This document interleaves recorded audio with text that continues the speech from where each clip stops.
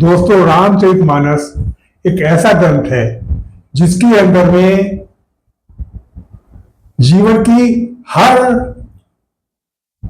हर stage का चित्रण है और हर स्टेज के चित्रण के अंदर में वहां से राइट रिजल्ट्स कैसे ड्राइव किए जा सकते हैं, किस तरह के शब्दों का चयन किया जाता है और किस तरह से वो हम लोगों को हमारे जो रिजल्ट हमें चाहिए, जो हमारे गोल से ड्राइव किए, उनको हासिल करने में किस तरह से मदद करता है, उसके बारे में आज आपके सामने में हम लोग प्रयास करते हैं एक चर्चा का। हो सकता है आपको इसके अंदर से कुछ लाभकारी सुनने के लिए मिले। ये काफी लंबा एक डिस्कशन है, इसलिए इसको हम दो भाग में इसको कवर करेंगे।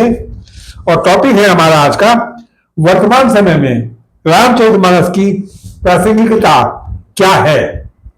प्रासंगिकता मीन्स किसका कंट्रीब्यूशन, इसका जो रेलेवेंस है वो क्या है, वो कंट्रीब्यूशन, वो रेलेवेंस आज के जीवन में, आज के सामाजिक परिवेश के अंदर में किस तरह से ये हम सबको एक राइट पाथ दिखलाती है।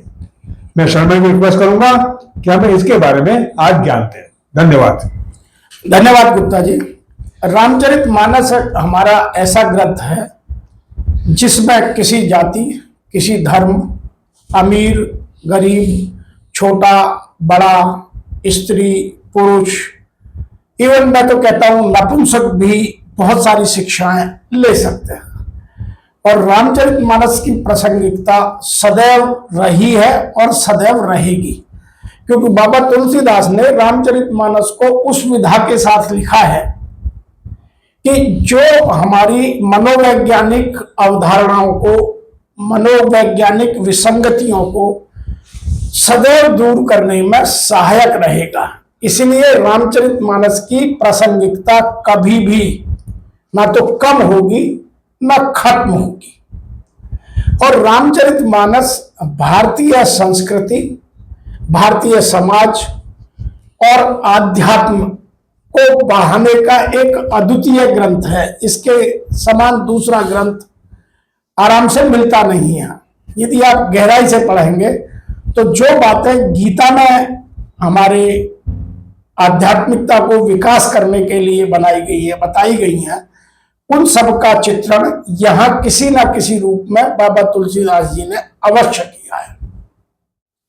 दूसरी बात, समाज में आज धन की कमी नहीं है, साधनों की कमी नहीं है, कमी हो गई है मानसिकता की।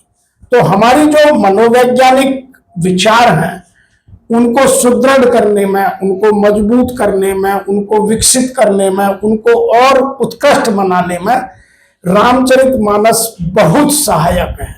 मैं आपको बहुत सारे उदाहरणों से ऐसी बात दे सकता हूं कि जिसमें पत्नी का क्या धर्म हो, पति क्या क्या धर्म हो, राजा का क्या धर्म हो, या सेवक क्या क्या धर्म हो, भाई का क्या धर्म हो, माँ का क्या धर्म हो, सबके धर्मों की बहुत उचित व्याख्या, जिनमें मैं कह सकता हूं कि उनकी अकाउंटेबिलिटी और उनकी रेस्पॉन्सिबिलिटी दोनों को बताने की, दर्शाने की रामचरितमानस में बाबा तुलसीदास जी ने कोशिश किया। बाबा तुलसीदास जी ने साधु समाज के लिए, गृहस्थ जीवन के लिए, ब्रह्मचर्य के लिए, समाज के किसी भी तबके से जुड़े हुए लोगों के लिए रामचरितमानस को 4 तरीके से लिखने की कोशिश की है। इसीलिए लोग कहते हैं कि रामचरितमानस में 4 घाट हैं। यदि कोई बहुत आध्यात्मिक उत्कृष्ट स्तर का आदमी है तो उसको दूसरे घाट पर बैठाकर बात की गई है। यदि किसी का साधारण है तो उनकी बात काकभूषुंडी और गरुड़ जी के बीच की गई है। जो और व्यक्ति हैं उन चीजों को उन्होंने समझाने की कोशिश की है, ऋषियों मुनियों को समझाने की कोशिश की है, याज्ञवल्क्य जी और भारद्वाज जी ऋषि के माध्यम से। और जो बिल्कुल नीचे के तबके के लोग हैं उनको बाबा तुलसीदास जी ने अपने माध्यम से ही डायरेक्ट प्रश्न कर उनके उत्तर देने की कोशिश किया। तो रामचरितमानस की जो प्रासंगिकता है वो हर वर्ग के लिए, हर व्यक्ति के लिए और समाज में चाहे वो किसी भी पद पर पदासीन हो, सबके लिए बहुत महत्वपूर्ण है। तीसरी बात, रामचरितमानस की जो शिक्षाएं हैं वह सदैव हमारे जीवन में प्रासंगिक रहेंगी, क्योंकि उनमें जो शिक्षाएं दी गई हैं वो प्रतीकों के माध्यम से दी गई हैं और प्रतीक कभी खत्म नहीं होते हैं। मनोवैज्ञानिक जीवन में हम कितनी तरक्की कर लें, हम साइंस में कितनी तरक्की कर लें, हम विज्ञान में कितनी तरक्की कर लें, हम टेक्नोलॉजी में, प्रौद्योगिकी में बहुत ऊपर पहुंच जाएं, लेकिन हमारी मनोदशा मानवता के प्रति, परोपकार के प्रति, जनता के प्रति सदैव वही रहेगी। इसलिए मानव के मस्तिष्क में जो मानव को शांति देने वाली या मन में उद्विग्नता पैदा करने वाली विचारधारा है, उन सबका इन विकासों से कोई संबंध नहीं है। इसीलिए रामचरितमानस की प्रासंगिकता सदैव रहेगी, क्योंकि रामचरितमानस उन चीजों को ठीक करता है कि हम अपने मन की उद्विग्नता को कम कर जीवन में संतोष से कैसे जिएं, अपने जीवन को उत्कृष्ट कैसे बनाएं, अपने जीवन में संतोष कैसे लाएं। क्योंकि संतोष एक ऐसी चीज है जिसका ना तो शिक्षा से ना धन से कोई संबंध है। संतोष का सीधा संबंध है मेरे सोचने की क्षमताओं से। हमारे ग्रंथों में एक बात बहुत अच्छी तरीके से लिखी है कि गरीब कहे अमीर सुखी और अमीर कहे धनवान सुखी और धनवान कहे राजा सुखी और राजा कहे कि संत समाज सुखी और संत समाज कहे कि इंद्र सुखी और इंद्र कहे कि जिसको संतोष हो गया है केवल संतोषी व्यक्ति सुखी। तो वास्तव में सुख वो है जिसने संतोष प्राप्त कर लिया है, और संतोष किसको कब कितने में हो जाए उसकी हमारे साधनों की उपलब्धता से, हमारे धन से, हमारे वैभव से कोई मतलब नहीं है।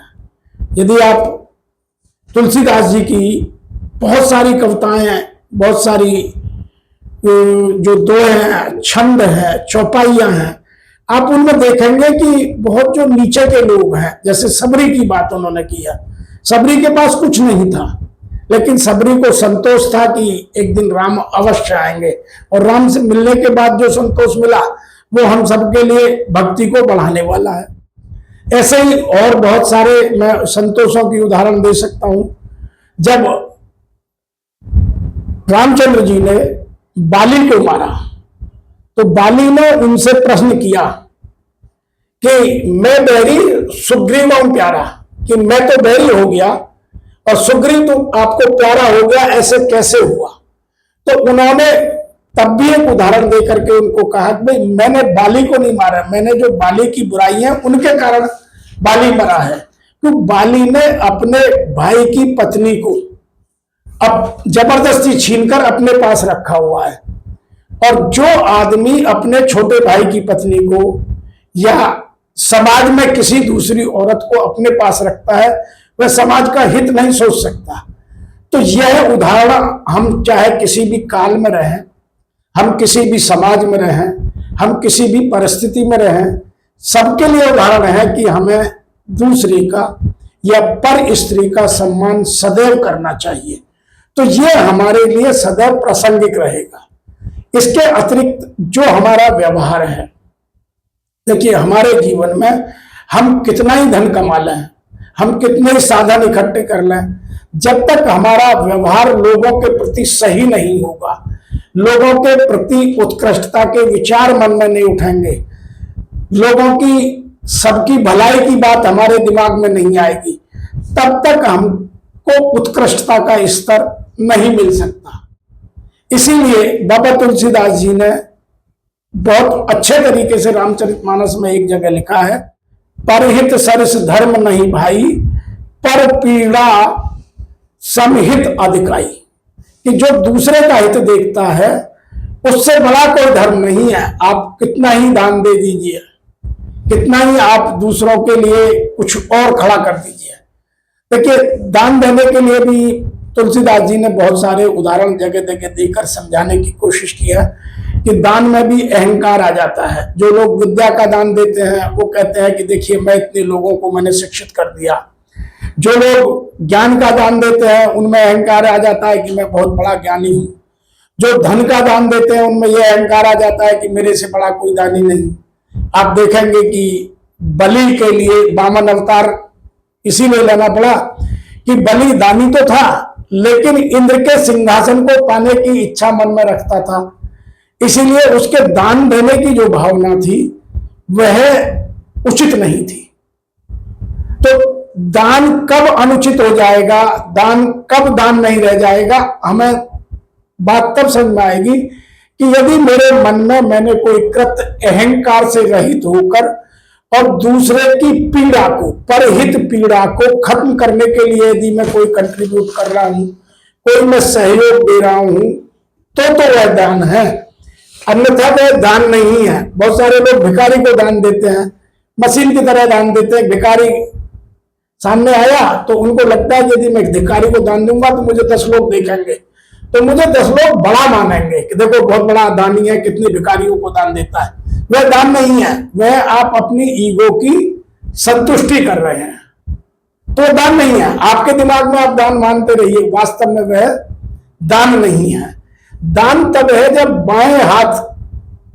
दाएं हाथ से दिया गया दान बाएं हाथ को भी ना पता हो, आपके मन में कोई उद्गार ना हो, आप देकर भूल जाए, तब तो दान है, अन्यथा वह दान नहीं है। वह आप अपने अहंकार की पूर्ति के लिए या तो मशीनवत या लोगों को दिखाने के लिए दान दे रहे हैं। जैसे मैं एक आज उदाहरण देता हूं, लोग अस्पताल में जाकर एक केला बांटते हैं और 10 फोटो खिंचाते हैं। वो आपकी अपनी पब्लिसिटी है, वो दान नहीं है, वो परोपकार नहीं है। आप खुश होते रहिएगा, भगवान के यहाँ उसकी कोई एंट्री नहीं है। भगवान या जो रामचरितमानस हमें समझाता है वह यह देखता है कि आपका कोई भी काम करने के पीछे आपके मन की मनोदशा क्या है, आप उस काम को करने के बाद अपने जीवन में पाना क्या चाहते हैं। कि लोग मुझे बड़ा समझे, व्यर्थ। लोग मुझे बहुत दानी समझे, व्यर्थ। जब तक आप ये सोचे कि मैं दूसरे की पीड़ा समाप्त करने के लिए अपनी तरफ से मैं कुछ कंट्रीब्यूट करना चाहता हूं जिसकी मैं कहीं कोई चर्चा नहीं करूंगा। आपने एक पंखा स्कूल में दिखते हैं, उसकी हर पंखड़ी पर अपना नाम लिखाते हैं, वह दान नहीं है, वह आप अपनी ईगो की पूर्ति कर रहे हैं कि समाज में जो बच्चा पढ़ेगा जो पंखे पे मेरा नाम देखेगा कि देखो इस पे उस आदमी का नाम लिखा है। तो जहां हम अपने नाम के लिए या अपनी अहंकार की पूर्ति के लिए या जो अपने किसी और उद्देश्य की पूर्ति के लिए कोई कृत्य कर रहे हैं तो वह कभी भी दान नहीं हो सकता। यह रामचरितमानस हमें बहुत स्पष्ट रूप से समझाती है। और बाबा तुलसीदास जी का यह जो चौपाई है हमें सदैव ध्यान रखनी चाहिए। परहित सरस धर्म नहीं भाई, पर पीड़ा समहित अधिकाई। कि जब तक मैं दूसरे की पीड़ा को खत्म करने में कोई कंट्रीब्यूट नहीं करता तब तक कोई दान नहीं है। इसीलिए दान में भी 2 दानों का महत्व रामचरितमानस में सबसे ज्यादा बताया गया है। धन दान तो, आर्थिक दान तो सबसे बाद में आता है। सबसे पहला दान है श्रम का दान, कि आप अपने शरीर से किसी दूसरे की मदद कीजिए। और उसके बाद आता है ज्ञान का दान या शिक्षा का दान, कि आप किसी को शिक्षित कर दीजिए ताकि अशिक्षितता के कारण जो उसमें विकार उत्पन्न हो गए हैं या उसके जीवन में व्यवधान आ गया है वह दूर हो जाए। अब बाकी सब दान उसके बाद के हैं, हमें रामचरितमानस स्पष्ट रूप से कहती है। 5वीं बात जो हमारे व्यवहारिकता में मतलब सिद्धांतों में उत्कृष्टता लाती है वो केवल रामचरितमानस है। और किसी में व्यवहारों की बात उतनी नहीं कही गई है। जहां इसमें हर रिलेशन को, हर संबंध को, भाई के साथ कैसा संबंध हो, भाई का बहन के साथ कैसा संबंध हो, स्त्री का पत्नी के साथ, स्त्री का पुरुष के साथ, पति का पत्नी के साथ, राजा का प्रजा के साथ, प्रजा का राजा के साथ, कैसा संबंध हो, ये एक एक चीज रामचरितमानस में बाबा तुलसीदास जी ने प्रतीकों के माध्यम से अनेकों स्थानों पर लिखी है और उन सबको समझाने की कोशिश की है। इसीलिए आप जब भी किसी को देखेंगे तो वो कहता है कि मैं राम राज्य की बात कर रहा हूं। राम राज्य का मतलब यह है कि बाबा तुलसीदास जी ने स्पष्ट लिखा है, दैविक भौतिक तापा राम राज ना ही काहू व्यापा, कि ना किसी को शरीर का कष्ट है, ना किसी को देवताओं को कष्ट है, ना किसी का भौतिकता का कोई कष्ट है, वह राम राज्य है। और आज सबको कष्ट है, आज प्रजा दुखी है, आज प्रजा का प्रत्येक नागरिक दुखी है और हम अपने आप को बहुत बड़ा राजा मान रहे हैं, तो और राम राज्य की कल्पना हम कर रहे हैं, कभी नहीं हो सकता।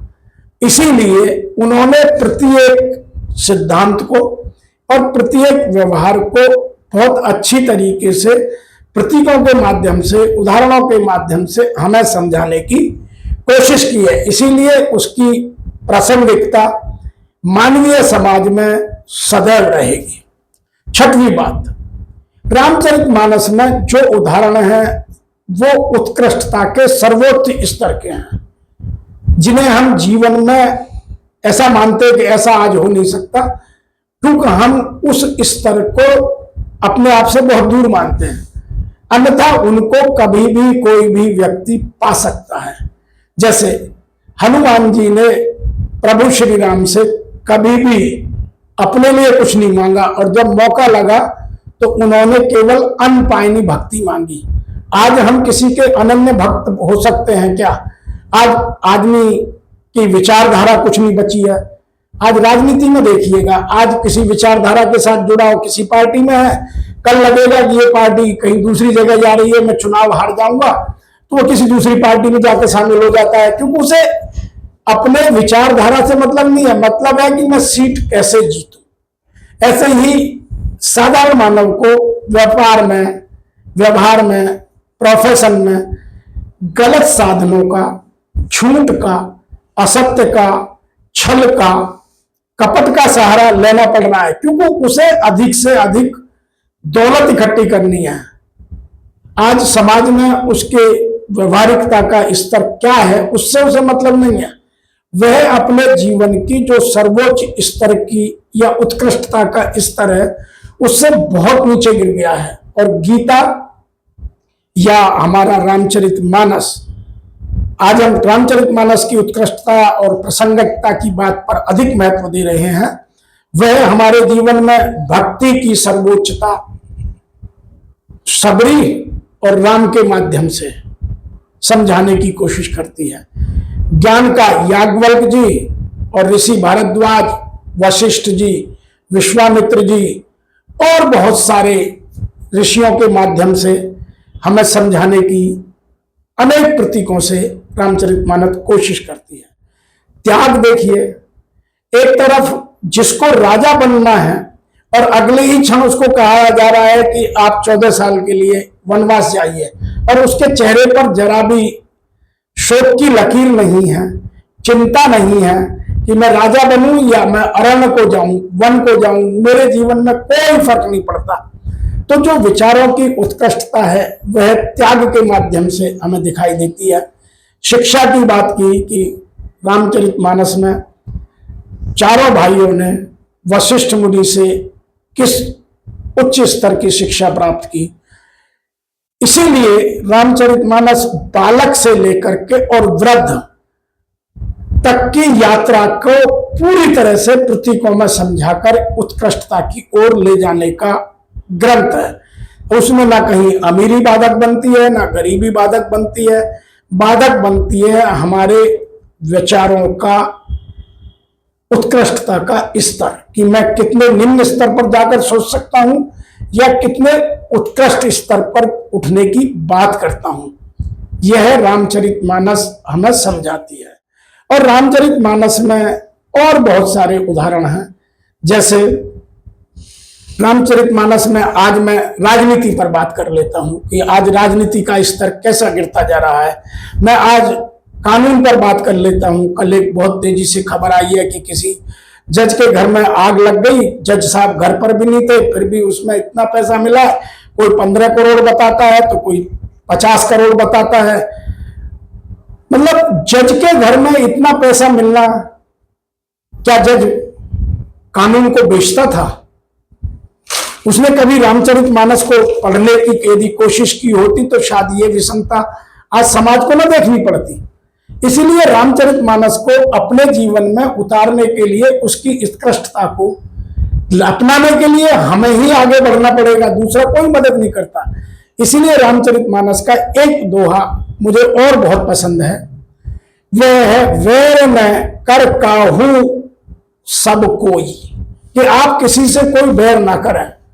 राम राज विषमता कोई, जहां वैमनस्यता होगी, जहां अराजकता होगी, जहां अमीरी और गरीबी का गैप बहुत बड़ा होगा, वहां राम राज्य की कल्पना हम कहां से कर रहे हैं? जहां हम सत्ता में बने रहने के लिए साम दाम दंड भेद सबका यूज करते हो, उस समाज में राम राज्य की कल्पना करना सिवाय मूर्खता के दूसरी बात नहीं हो सकती। देखिए, किसी भी समाज की संस्कृति ऊपर से नीचे की ओर जाती है, नीचे से ऊपर की ओर कोई संस्कृति नहीं जाती। यथा राजा तथा प्रजा, हमारे हिंदू साहित्यों में यह चीज भरी पड़ी है। तो जैसा घर का मुखिया वैसे ही सब घर वाले, जैसा राजा वैसी ही प्रजा।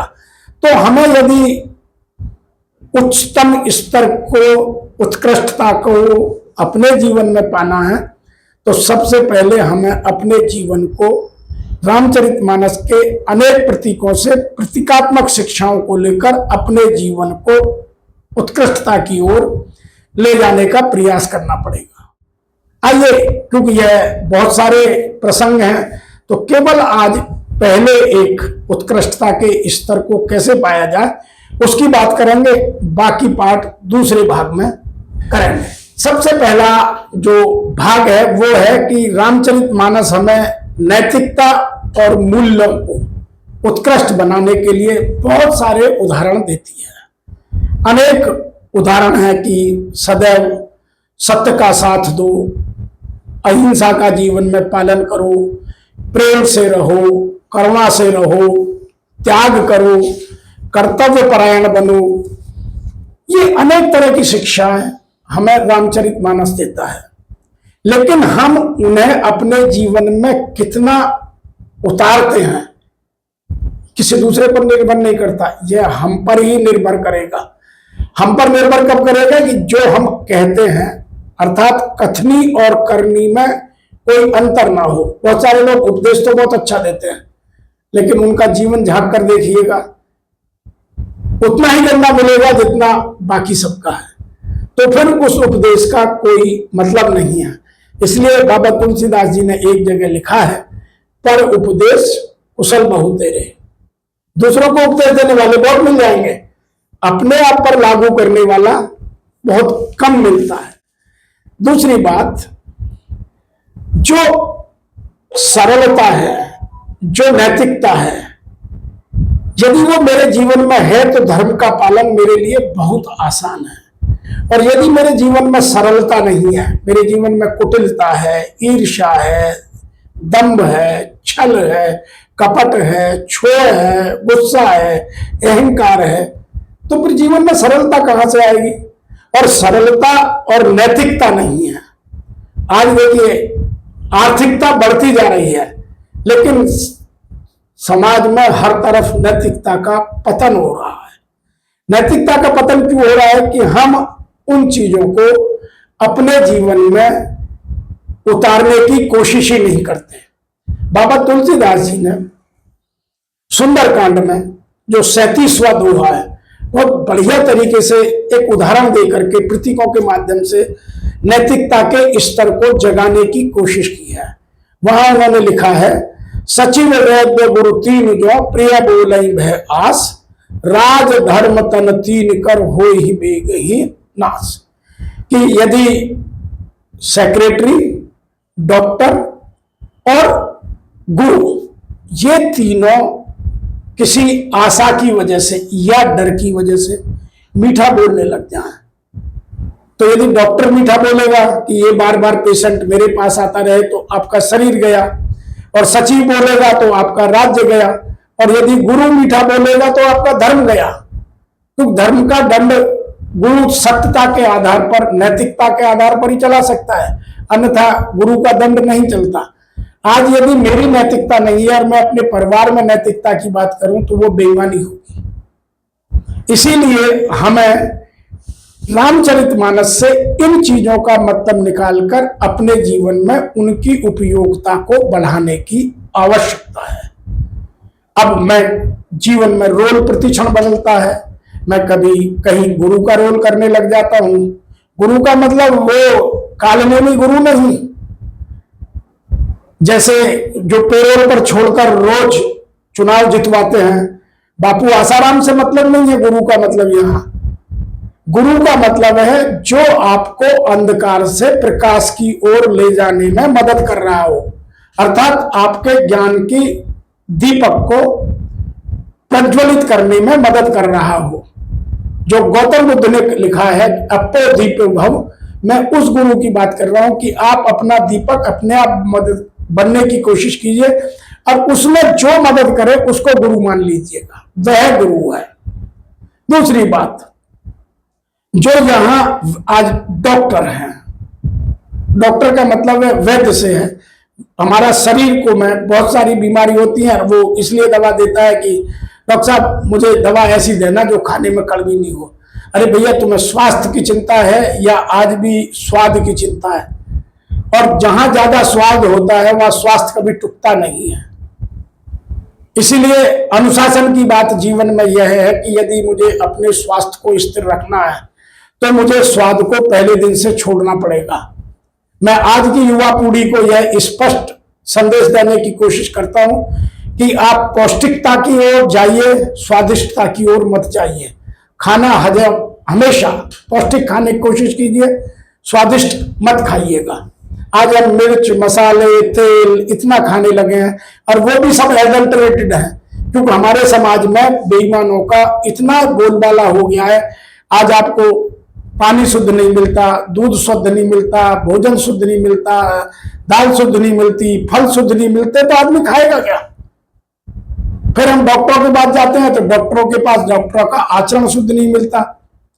तो हम हर तरफ से वैमनस्यता की ओर, अराजकता की ओर, बेचैनी की ओर बढ़ते जा रहे हैं। उसमें हम तब तक नहीं सुधरेंगे जब तक रामचरितमानस के इन सब प्रसंगों को उतारकर अपने जीवन को अच्छा बनाने की कोशिश नहीं करेंगे।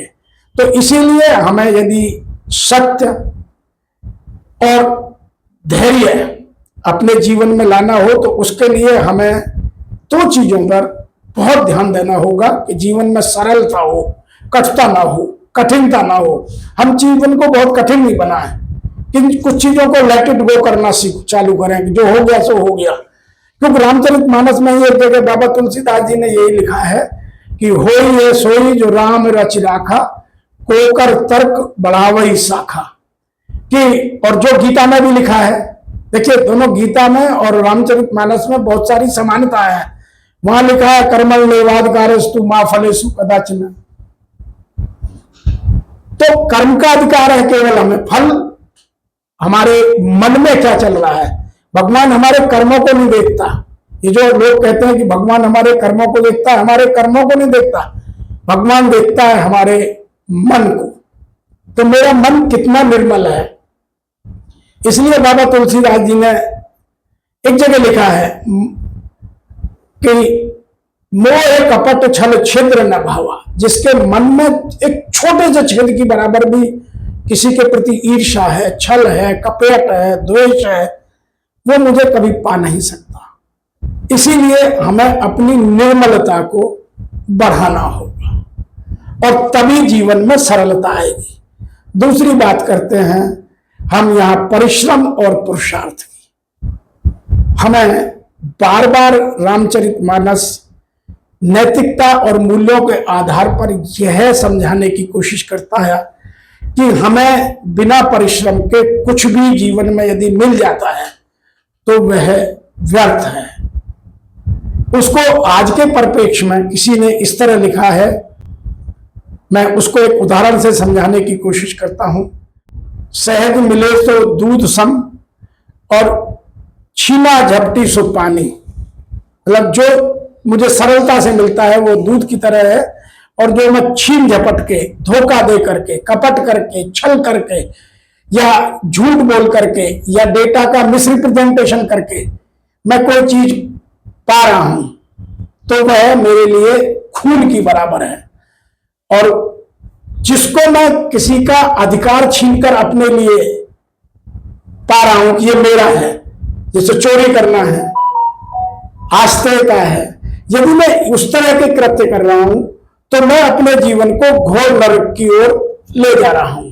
तो हमें कोई भी चीज बिना परिश्रम के यदि मिलती है तो वह तत्काल हमें त्याग देनी चाहिए, और पुरुषार्थ करके, परिश्रम करके हमें उसको अपने जीवन में पाना चाहिए। बाबा तुलसीदास जी ने इसको बहुत अच्छे से लिखा है। कर्म प्रधान विश्व कार्य राखा, जो सस करे सो फल पश्चाका, कि जो जैसा करेगा वैसा ही फल पाएगा, और बिना कर्म के इस दुनिया में कुछ भी नहीं है। देखिए, हम झूठ बोल करके एक बार कोई काम कर लेंगे, गलत डेटा देकर कोई एक बार रिपोर्ट या एक प्रेजेंटेशन सही दे देंगे, किसी को गलत दवा दे करके मैं एक बार पैसा कमा लूंगा, किसी को धोखा दे के, एडल्ट्रेटेड करके मैं आज लोगों को, हजारों लोगों का स्वास्थ्य खराब कर सकता हूं, कितना पैसा कमाऊंगा। तो ये चीजें हमें रामचरितमानस सिखाती है कि हम परिश्रम और पुरुषार्थ से जीवन जीना सीखें। हम इजी गोइंग, कंफर्ट जोन में ना जीवन में रहें, हमेशा सक्सेस जोन में जाएं। उसके लिए रामचरितमानस में अनेकों स्थलों पर अनेकों उदाहरण हैं। मैं अगली बात करता हूं कि जीवन में विनम्रता और अहंकार रहित जीवन आदमी का होना चाहिए। बाबा तुलसीदास जी ने बहुत जगह, बहुत सारे उदाहरणों से इस बात को हमें समझाने की कोशिश की है, और उसके कुछ उदाहरण हमें इस तरह से दिए हैं कि जब तक हम इन चीजों से बाहर नहीं आते, जब तक हम इन चीजों से अपने को ऊपर नहीं उठा लेते, तब तक हमारे जीवन में कोई उत्कृष्टता आने का प्रश्न ही नहीं उठता। जैसे विनम्रता के लिए क्या लिखा है, निज पर की छल कपट न देखी, दुखित दीन जिनके मन लेखी। कि जिनके मन में छल है, कपट है, अहंकार है, उनके मन में दूसरे का दुख देखने की, दूसरे को दीन समझने की मन में कभी भावना आ ही नहीं सकती। इसीलिए यदि आपको अपने अंदर से छल, कपट, ईर्ष्या, द्वेष, जलन, ये सब बाहर भगाना है, तो उसके लिए दूसरे के दुख को अपना दुख समझना, अंग्रेजी में कहते हैं put your feet in other shoes. आप उस तरह से सोचिए कि यदि मैं उसकी जगह होता तो मेरे जीवन में क्या होता, तो तब आप दूसरे के दुख को समझ सकते हैं, पर पीड़ा को जान सकते हैं। इसके अतिरिक्त जो नैतिकता और मूल्यों को बढ़ावा देने वाले उदाहरण हैं, उनमें एक और उदाहरण की बात करते हैं, वह है कि हमारे जीवन में दया और करुणा का स्थान बहुत बड़ा होना चाहिए। बाकी सब चीजें उनके पीछे हों, चाहे वो धन की लिप्सा हो या कामना की ममता हो, वो सब दया और करुणा के पीछे रहनी चाहिए।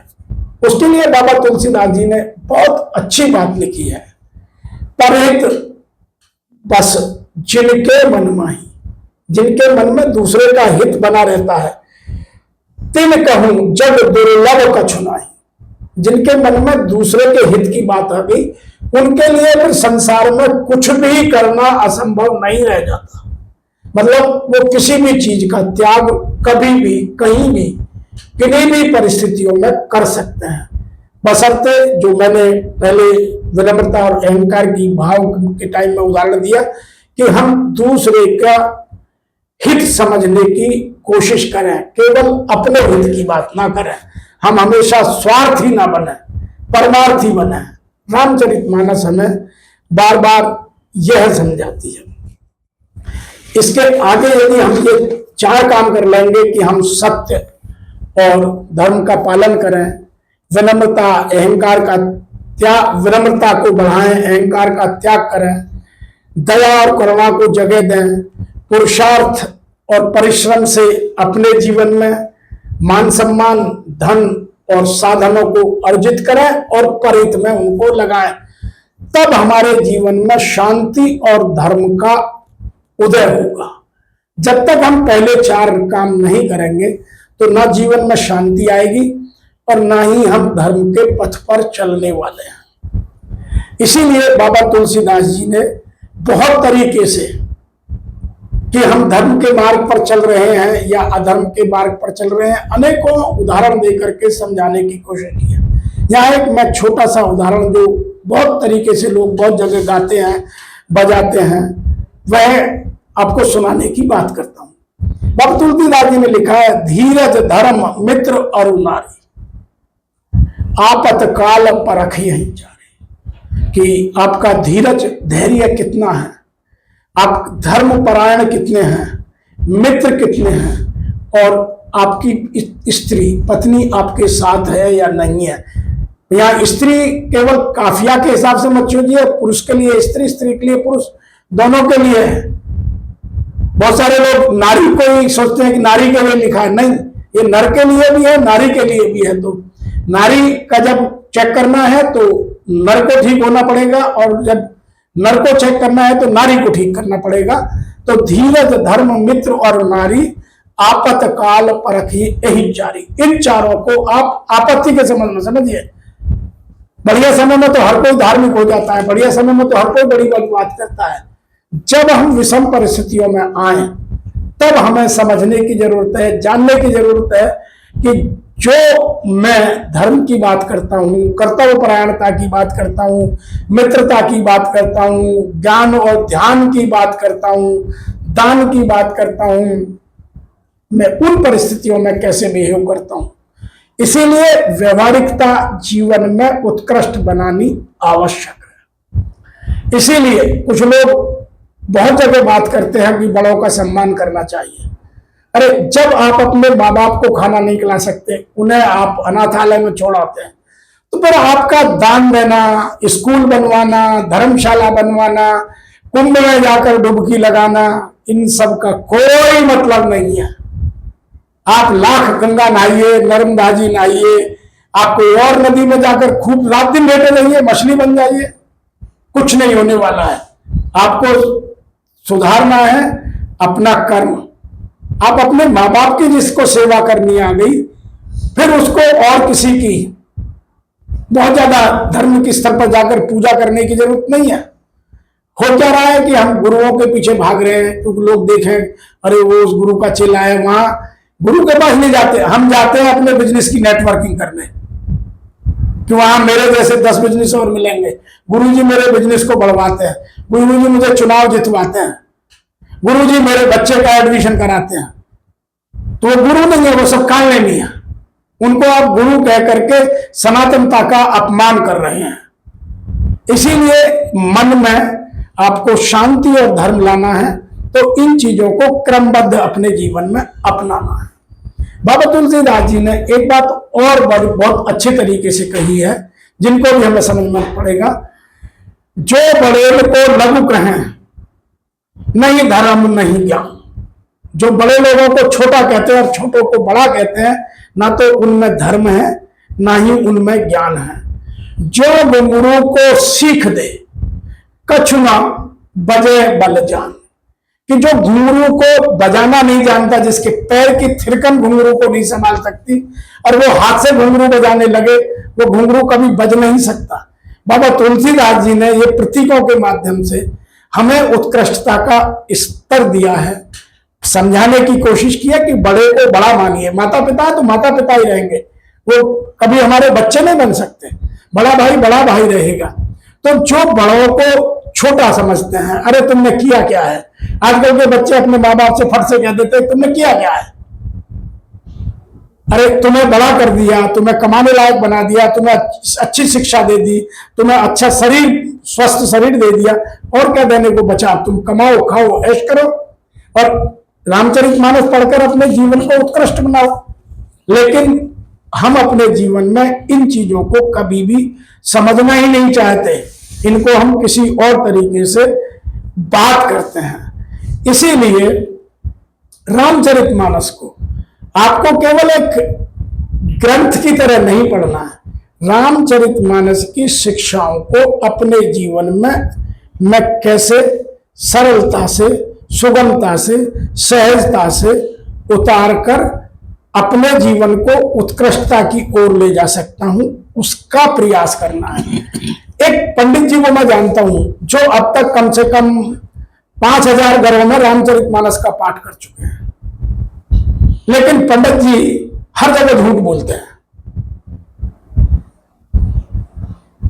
5000 घरों में 24 घंटे रामायण का पाठ करने वाला पंडित भी यदि झूठ बोलता है तो उसमें रामचरितमानस का दोष नहीं है, दोष है उस व्यक्ति का जो उसके भाव को अपने जीवन में न स्वीकार कर रहा है न अंगीकार कर रहा है। तो आज की चर्चा यहां समाप्त करते हैं।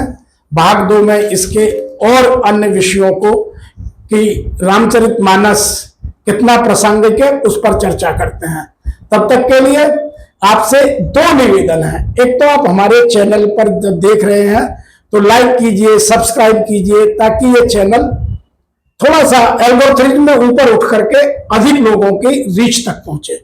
और दूसरा ये कि आप स्वयं भी अधिक से अधिक लोगों तक इस ज्ञान को पहुंचाने में हमारी मदद कीजिए। हम वास्तव में इन चीजों को आप तक पहुंचाने का प्रयास इसलिए कर रहे हैं कि हम समाज में उत्कृष्टता लाएं, बेहतरी लाएं, सुगमता लाएं, सामंजस्य लाएं और समाज को अच्छा बनाएं। बहुत बहुत धन्यवाद। बहुत बहुत शर्मा जी, बहुत बहुत अच्छी बात बोली आपने कि इससे हम लोगों के साथ जुड़िए और हम लोगों को भी प्रोत्साहन दीजिए और समाज के अंदर में एक पॉजिटिव आइडियाज प्रसारित करने में एक आप हमारा मदद कीजिए। बहुत धन्यवाद।